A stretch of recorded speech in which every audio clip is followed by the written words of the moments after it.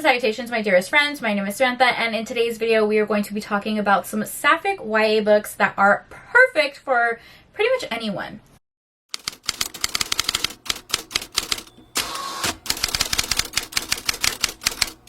Hello, how are you? How you doing? How you doing? Welcome back to my channel, and happy Sapphic Saturday. It is my favorite day of the entire week. If you're new to my channel, I am doing a series called Sapphic Saturday, where every single Saturday we are focusing on Sapphic books and culture and just queer joy, having lots of fun over here. I will leave the playlist down below if you're interested. In my last video, I asked you guys what type of videos you want to see, and I ended up getting this comment right here. It says, for Rex, I would love you to do a video for Sapphic YA books for my daughter, which I thought was really sweet.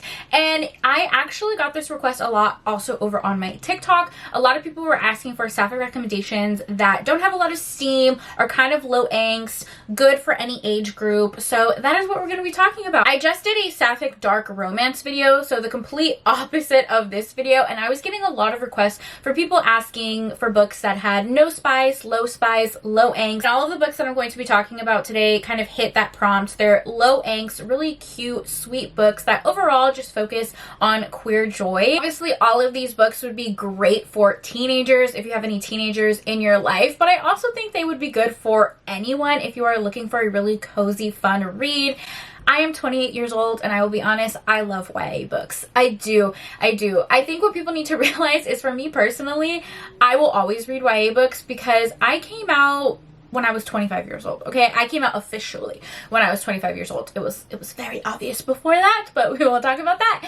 And I went to a very small, isolated religious school growing up, so I never got that queer validation and never got to experience that queer joy. So this gives me that feeling, gives me that validation and that euphoria, and makes me feel happy. That's overall like the theme of all the books I'm going to recommend. They are just so fun to read and genuinely make me feel happy because they're pretty low angst. You guys already know I love my dark, taboo, angsty, steamy romances, but these cuter, low angst books also absolutely have a place, and that is what Sapphic Saturday is for. I have recommendations for every trope. So let's go ahead and hop in, and I'm going to talk about some of my favorite low angst, low steam YA Sapphic romance books. I'm actually really excited to talk about these because I feel like I don't highlight them enough on my channel. So first up, I want to talk about one of my favorite Sapphic fantasy witchy books by Isabel Sterling. This is a duology.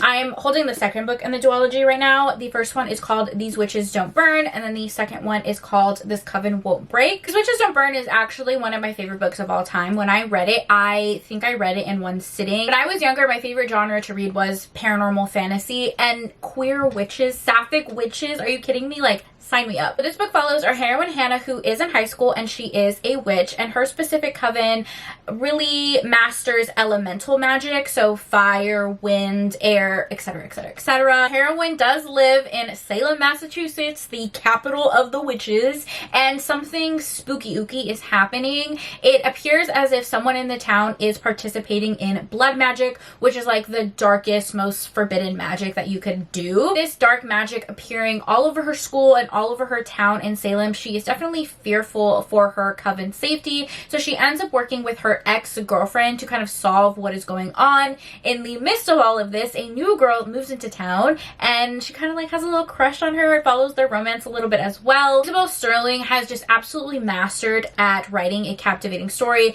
The characters are so interesting, the magic is wicked cool, and then the subtle romance is so sweet. First book does end on a little bit of a cliffhanger, so if you are going to read it, make sure you have the second book ready to go because it ends on a cliffhanger. Whenever I'm recommending Sapphic witchy books, this is like always the one that I recommend. Now, if you have read that book already and you're looking for more Sapphic witchy books, I would highly recommend Coven by Jennifer Dugan, and this is a graphic novel. Art style definitely reminds me of a classic comic book. It's really fun and quick to flip through. This book also has elemental magic in it, and it follows our main heroine, MZ, who lives in California. Our heroine is a fire elemental in this book, so she spends most of her time honing her abilities and mastering her craft, spending time at the beach with her friends and her girlfriend, and just kind of like living a carefree life.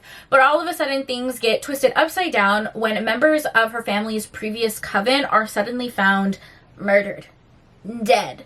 So she has to go with her family to upstate New York to figure out what is going on, and she ends up working with her friends to solve the mystery. I would say these books are very, very similar. Sapphic, witchy vibes. Both deal with elemental magic. Both of their towns are discovering like this very dangerous, dark blood magic, and they need to figure out what's going on to protect their families and their covens. Very, very similar vibes. It just like depends. Do you want a graphic novel or do you want like a full-length novel? Next up is a book that I read recently, and that is Honeybloods. This is a Sapphic YA vampire book. So kind of sticking with the paranormal themes, but I promise I have other recommendations. I picked this one up because the author described it as Twilight meet Jennifer's Body, which, if you know, those two things are like very important in queer media. So I needed to read it, and I absolutely loved it. So this book follows our two heroines, Honey and Sadie. The two of them were absolute best friends in middle school, but they had a little bit of a falling out. They don't really talk to each other.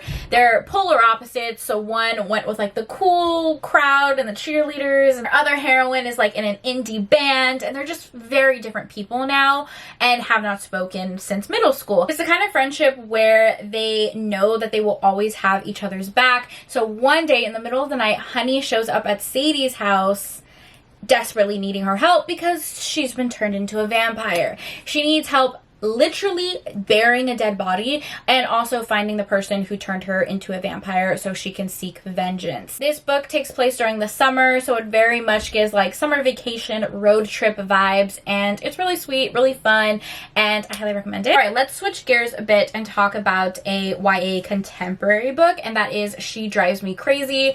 This one is a fake dating and enemies to lovers sapphic romance. So this book follows our two heroines, Scotty and Irene, who cannot be more different from one another. Scotty is kind of going through it. She goes through a really bad breakup, and all of a sudden her ex-girlfriend moves to their high school. So she panics and wants to make her ex-girlfriend jealous. She decides to convince her enemy, the person that she literally cannot stand, Irene, to pretend to fake date her. Now, Irene and her got in like a little bit of like a fender bender car accident situation. So Irene kind of like owes her a favor. She's using the situation as blackmail, and the two of them fake date to make Scotty's ex-girlfriend jealous. This has some of my favorite tropes ever. I love fake dating. I love enemies to lovers, and it was like a proper enemies to lovers. Like they really cannot stand each other in the beginning, but it was so sweet to see them slowly start to fall for one another. Absolutely adorable. I loved this one. Right, next up, I have two more graphic novels that I absolutely love. The first one is Love Potion by Cindy Paul.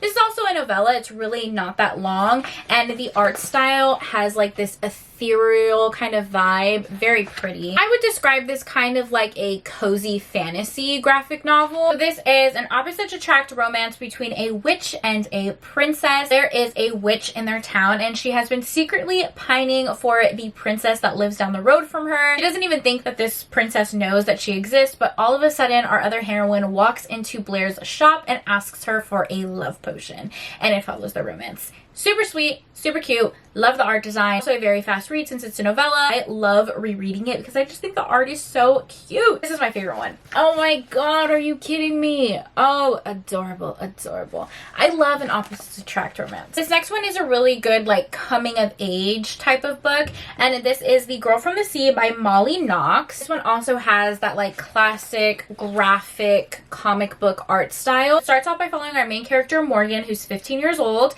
and she is spending the summer really going through it, okay? Her family life is not that great, and she's slowly coming to the realization that she likes girls, and she doesn't know how to express that. And one day she is swimming and almost drowns, and all of a sudden she is saved by this mysterious girl named Kelty, and the two of them spend the summer together, and it's so freaking cute. Like I said, great coming of age type of book. Very much gives that summer vacation, road trip, summer camp vibe. Of course, if I'm recommending a YA sapphic graphic novel, The Tea Dragon Society, Fan favorite. Everybody loves that one. The art style is so cute. This book follows our main character Greta, who is training magic with her mother, and one day she finds a little dragon outside of their house, and her father immediately recognizes what this dragon is. They go to return the dragon with its owner, and she gets invited to learn all about the magical tea dragons. While she's training, she meets another girl who is training to be a prophet and is really far away from her home, so the two of them strike a friendship with one another as they're learning magic. It is cozy, cute, sweet, absolutely adorable. Those are all of my recommendations for YA low angst sapphic books. I do have a couple on my TBR that have come out recently. One that I definitely want to read is called Fable for the End of the World by Ava Reed. This one just came out this month, and it's really interesting because the author describes it as The Last of Us meets the Ballad of Songbirds and Snakes. It is a dystopian fantasy sapphic romance that I am absolutely intrigued by. And then another one that I really want to read is Lovely, Dark, and Deep by Elisa A. Bonning. And this one comes out at the end of this month, so also a new release. This is also a witchy fantasy book. You guys kind of see the vibe of what books I like to pick up. Lovely, Dark, and Deep is described as a YA dark academia novel exploring magic, loneliness, and the power of found family. Literally all of my favorite tropes. Found family, fantasy, dark academia, and a sapphic romance. Give it to me. But those are all of my recommendations and some books on my TBR. Please leave your recommendations down below so I can read more. Hopefully you guys found some good recommendations, some good books to pick up. Honestly, I think these books are good for any age. As always, if there are any tropes that you would like me to do in future Sapphic Saturday videos, leave the comments down below. I will absolutely do it. Recommendation videos, reading vlogs, it's all welcome here on Sapphic Saturday, as long as it's celebrating the girls, the girlies, you know? If you stayed this long and you enjoyed the video, leave me an emoji. How about you leave me a frog emoji? Because I love this freaking shirt. It's actually my mom's shirt that I stole from her, because when I saw it, I was like, that's the cutest shirt ever. I need to wear that for my video. So leave me a frog emoji down below if you stayed this long and you enjoyed the video. As always, thank you for taking time out of your day to spend time with me. It means the world to me. I hope you guys are all staying happy and healthy, and I will see you in my next video. Bye! Love you!